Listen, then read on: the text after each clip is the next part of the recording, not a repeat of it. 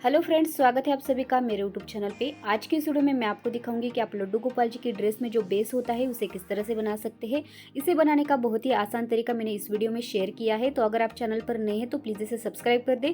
अगर आपको वीडियो पसंद आए तो प्लीज़ इसे लाइक कीजिए। तो चलिए अब ये बेस बनाना हम स्टार्ट करते हैं। तो देखिए फ्रेंड्स, इसे बनाने के लिए यहाँ पर हमने एक बुकरम का पीस और 2 सिल्क के फैब्रिक लिए हैं। अब देखिए, सिल्क के फैब्रिक की जगह पर आप कॉटन का फैब्रिक या फिर सैटिन का फैब्रिक भी ले सकते हैं, ठीक है। तो देखिए यहाँ पर जो हमने फैब्रिक कट किया है और हमारा जो बुकरम का पीस है, तीनों की लंबाई और चौड़ाई यहाँ पर सेम ही है। अब देखिए सभी साइज के लिए यहाँ पर मैं मेजरमेंट्स आपको दिखा देती हूँ। तो देखिए फ्रेंड्स, इस चार्ट में हमने सभी साइज के कान्हा जी के लिए मेजरमेंट्स दिए हुए हैं। सबसे पहले यहाँ पर हमने लिखा है हमारे कान्हा जी का नंबर 0 to 10 नंबर तक। उसके बाद आता है हमारा व्यास, यानी कि यहाँ पर आप कपड़ा किस तरह से कट करेंगे, कपड़े की लंबाई और चौड़ाई किस तरह से लेंगे।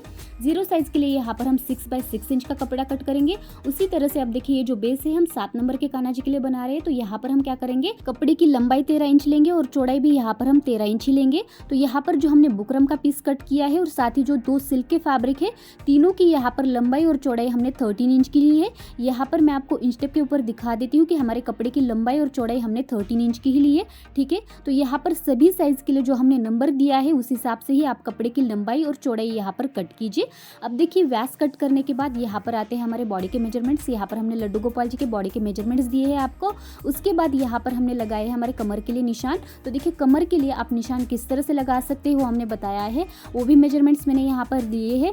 0 साइज के लिए कान्हा जी के लिए आप 0.2 इंच पर निशान लगाएंगे। उसी तरह से 7 नंबर के कान्हा जी के लिए यहाँ पर आप 1 इंच पर निशान लगाएंगे। उसके बाद हम नेट का फैब्रिक किस तरह से कट करेंगे, लंबाई और चौड़ाई। तो देखिए, लंबाई में जैसे कि 0 साइज के कान्हा जी के लिए हम 20 इंच की 3 पट्टियां कट करेंगे, उसी तरह से आपको यहाँ पर हर एक जो हमने नंबर दिया है उसकी 3-3 पट्टियां आपको कट करनी है नेट के फैब्रिक की, ठीक है। 7 नंबर के कान्हा जी के लिए यहाँ पर हम 55 इंच की 3 पट्टियां कट करेंगे। यहाँ पर नेट का फैब्रिक हमें थोड़ा ज़्यादा लगता है। उसके बाद यहाँ पर हम लेंगे हमारे नेट के फैब्रिक की चौड़ाई किस तरह से लेते हैं, वो हमने बताया है कि आप नेट के फैब्रिक की चौड़ाई में कितने इंच का कपड़ा कट करेंगे, वो मैंने यहाँ पर दिखाया है। तो चलिए अब इसे बनाना स्टार्ट करते हैं। तो चलिए अब इसकी कटिंग कर लेते हैं। तो देखिए, जो बुकरम का पीस है और एक सिल्क का पीस, उसे हम साइड में रख देंगे। जो बचा हुआ हमारा सिल्क का पीस होगा उसी के ऊपर हम सबसे पहले इसकी कटिंग करेंगे और उसके बाद वही सेम प्रोसेस फॉलो करेंगे और बुकरम के पीस की और दूसरे सिल्क के पीस की हम कटिंग कर लेंगे। तो देखिए, यहाँ पर कपड़े को कट करने के लिए हम कपड़े को 4 फोल्ड में प्लेस करेंगे। तो उसके लिए यहाँ पर हम क्या करेंगे, कपड़े को इस तरह से एक बार बीच में से फोल्ड करेंगे, तो यहाँ पर हमारा कपड़ा 2 फोल्ड में आ जाएगा। 2 फोल्ड में प्लेस करने के बाद इसे अगेन और एक बार हम बीच में से ही फोल्ड करेंगे। तो देखिए, यहाँ पर हमारा कपड़ा 4 फोल्ड में आ चुका है। अच्छी तरह से कपड़े को प्लेस करने के बाद ये हमारे कपड़े की ओपन साइड है और देखिए ये बंद साइड है। अब मेजरमेंट्स हम बंद साइड से डालेंगे। तो यहाँ पर आपको ज़्यादा कुछ नहीं करना, सिंपली इंच टेप को इस तरह से प्लेस कीजिए बंद साइड के ऊपर और जितना भी देखिए ये मेजरमेंट आएगा उतना आपको यहाँ पर पूरा लेना है। देखिए, यहाँ पर हमारा 6.5 इंच आ रहा है, तो यहाँ पर हम पूरा 6.5 इंच लेंगे, ठीक है। तो इस तरह से सिंपली 6.5 इंच पर हम निशान लगा लेंगे। इस तरह से पूरे कपड़े में हम गोलाई में निशान लगाएंगे 6.5 इंच पर और फिर इन निशानों को हम मिला लेंगे और फिर इसकी कटिंग कर लेंगे। सिंपली देखिए, इस तरह से पूरे कपड़े में हमने निशान लगा लिए हैं। अब इन निशानों को हम मिला लेंगे और फिर इसकी कटिंग करेंगे।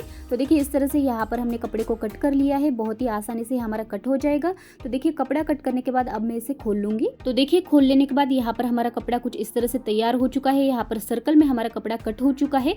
अब देखिए, कपड़ा कट करने के बाद यहाँ पर जो हमारे सर्कल का डायमीटर है वो 13 by 13 इंच का ही बन के आया है। देखिए, आप इस तरह से देख सकते हैं, ठीक है।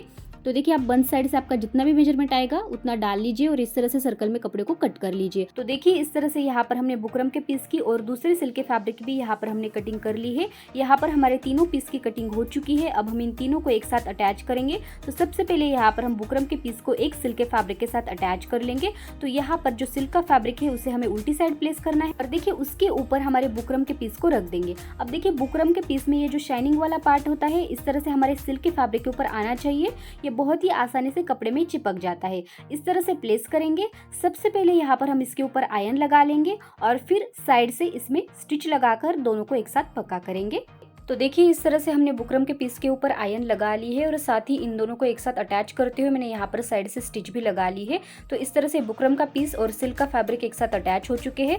अब देखिए, जो हमारा दूसरा सिल्क का फैब्रिक है उसे भी हम इसमें अटैच करेंगे। तो उसके लिए जो हमारे बुकरम का पीस है उसे इसी तरह से रखेंगे। बुकरम हमारा इसी तरह से ऊपर की ओर होना चाहिए और जो सिल्क का फैब्रिक है उसकी जो ये उल्टी साइड है इस तरह से हमारे अंदर की ओर आनी चाहिए, ठीक है। उल्टी साइड इस तरह से अंदर की ओर जाएगी और सीधी साइड इस तरह से ऊपर की ओर आएगी, ठीक है। तो देखिए, इस तरह से रख देंगे तो यहाँ पर जो हमारे दो सिल्क के फैब्रिक है उनकी सीधी साइड इस तरह से ऊपर की ओर होगी और जो बुकरम का पीस है इस तरह से हमारा अंदर की ओर चला जाएगा। अब देखिए इस तरह से फैब्रिक को प्लेस करने के बाद यहाँ पर हमने साइड से स्टिच लगाकर तीनों को एक साथ पक्का कर लिया है।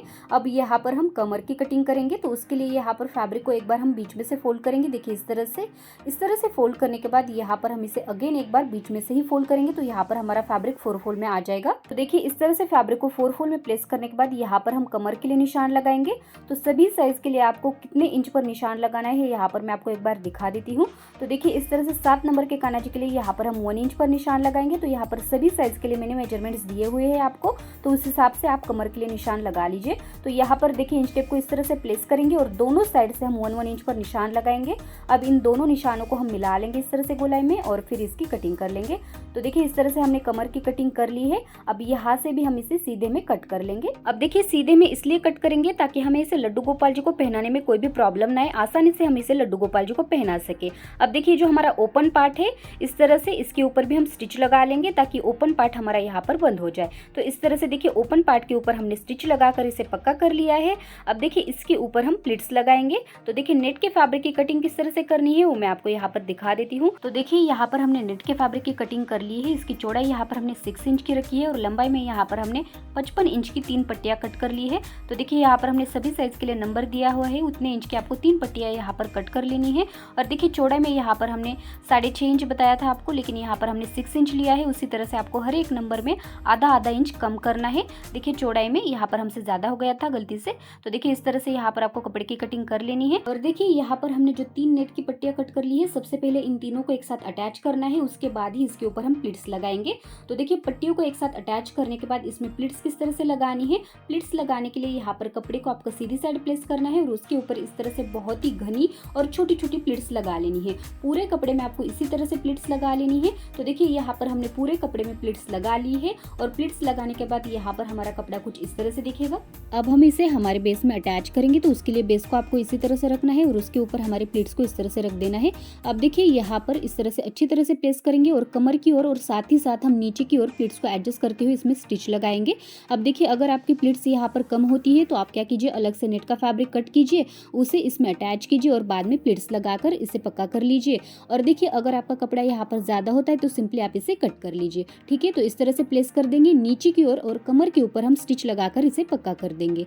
तो देखिए यहाँ पर हमने ऊपर से कमर की ओर और साथ ही साथ नीचे की ओर स्टिच लगाकर इसे पक्का कर लिया है। अब देखिए जो एक्स्ट्रा का फैब्रिक है उसे हम कट कर लेंगे नीचे की ओर से। तो देखिए इस तरह से जो एक्स्ट्रा का फैब्रिक है उसे हमने कट कर लिया है। अब हम इसे नीचे की साइड और साथ ही साथ दोनों साइड से यहाँ पर टिश्यू रिबन की हेल्प से फिनिशिंग देंगे।